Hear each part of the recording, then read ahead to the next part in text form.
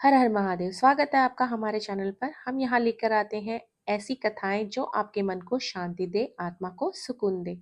आज हम सुनेंगे शिव महापुराण की दिव्य कथा। हम आरंभ कर रहे हैं शिव महापुराण की रुद्र संहिता के तृतीय खंड का 29वां अध्याय, शिव जी द्वारा हिमालय से पार्वती को मांगना।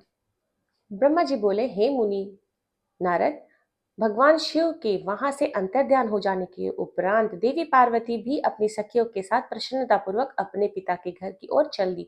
उनके आने का शुभ समाचार सुनकर देवी मैना और हिमालय बहुत प्रसन्न हुए और तुरंत सिंहासन से उठकर देवी पार्वती से मिलने के लिए चल दिए। उनके सभी भाई भी उनकी जय जयकार करते हुए उनसे मिलने के लिए आगे चल दिए।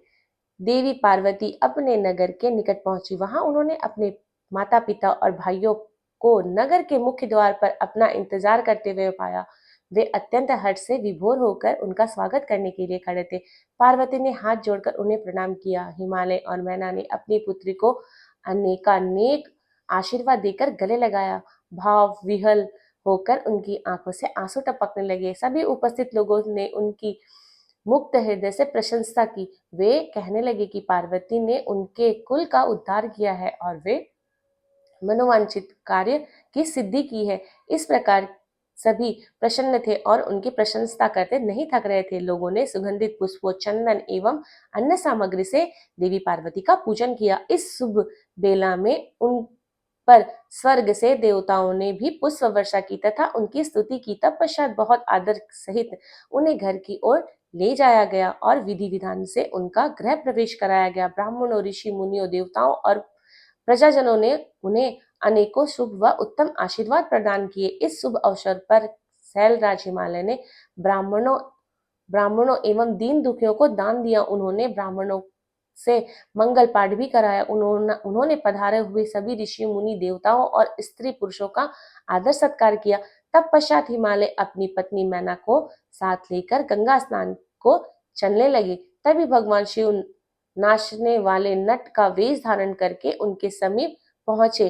उनके बाएं हाथ में सिंह और दाएं हाथ में डमरू था और पीठ पर कथरी रखी हुई थी। उन्होंने सुंदर लाल वस्त्र पहने थे। नाचने गाने में वे पूर्णतः मग्न थे। नट रूप धारण किए हुए शिव जी ने बहुत सुंदर नृत्य किया और अनेक प्रकार के गीत गा गा कर सभी का मन मोह लिया। नृत्य करते समय बीच बीच में वे शंख और डमरू भी बजा रहे थे और मनोरम लीलाएं कर रहे थे। उनकी इस प्रकार की मन को हरने वाली लीलाएं देखने के लिए पूरा नगर के स्त्री पुरुष, बच्चे बूढ़े वहां आ गए। नट रूपी भगवान शिव को नृत्य करते हुए देख और उनका गाना सुनकर सभी मंत्र मुग्ध हो गए। परंतु देवी पार्वती से भला यह कब तक छिपता। उन्होंने मन ही मन में अपने प्रिय महादेव जी के साक्षात दर्शन कर लिए। शिव जी का रूप ही अलौकिक है। उन्होंने पूरे शरीर पर विभूति मल रखी थी तथा उनके शरीर पर त्रिशूल बना हुआ था। गले में हड्डियों की माला पहन रखी थी। उनका मुख सूर्य के तेज के समान शोभा पा रहा था। उनके गलों में यज्ञ पवित्र के समान नाग लटका हुआ था। त्रिलोकीनाथ भगवान शिव के इस सुंदर मनमोहनी स्वरूप का हृदय में दर्शन कर लेने मात्र से देवी पार्वती हर्षतिरेक होकर बेहोश हो गई। वे जैसे उनके स्वप्न में कह रही थी कि देवी अपना मनोवांछित वर मांगो।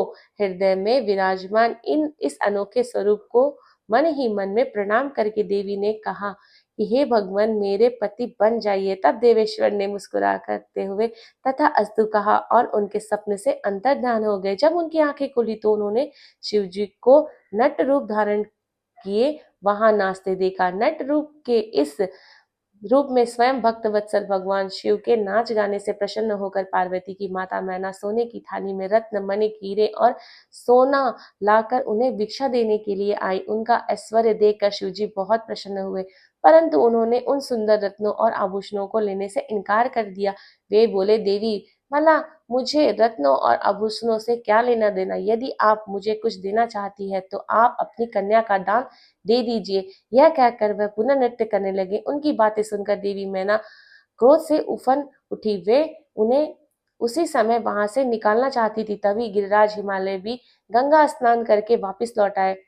तब उनकी पत्नी मैना ने उन्हें सभी बातें बताई तो वे जल्द से जल्द नट को वहां से निकालने को तैयार हो गए। उन्होंने अपने सेवकों को नट को बाहर निकालने की आज्ञा दी, परंतु यह असंभव था। वे साक्षात शिव भले ही नट रूप धारण किए हुए थे, परंतु उनका शरीर अद्भुत तेज से उत्पन्न था। वे सभी परम तेजस्वी दिखाई दे रहे थे। उन्हें उठाकर निकाल फेंकना तो दूर की बात थी, उन्हें छूना भी कठिन था। तब उन्होंने मैना हिमालय को अनेक प्रकार की लीलाएं रचकर दिखाई। नट ने तुरंत ही श्री हरि विष्णु का रूप धारण कर लिया। उनके माथे पर करीट, कानों में कुंडल और शरीर पर पीले वस्त्र अनोखी शोभा पा रहे थे। उनकी 4 भुजाएं थी। पूजा करते समय हिमालय और मैना ने जो पुष्प, गंध एवं अन्य वस्तुएं अर्पित की थी, वे सभी उनके शरीर और मस्तक पर शोभा पा रही थी। यह देखकर भी आश्चर्यचकित हो गए। तत्पश्चात नट ने जगत की रचना करने वाले ब्रह्मा जी का चतुर्मुख रूप धारण कर लिया। उनका शरीर लाल रंग का था। वे वैदिक मंत्रों का उच्चारण कर रहे थे। उन सभी ने उस नट भक्त वत्सल भगवान शिव के उत्तम रूप को देखा। उनके साथ देवी पार्वती भी थी। वे रुद्र रूप में मुस्कुरा रहे थे। उनका यह स्वरूप अत्यंत सुंदर एवं मनोहारी था।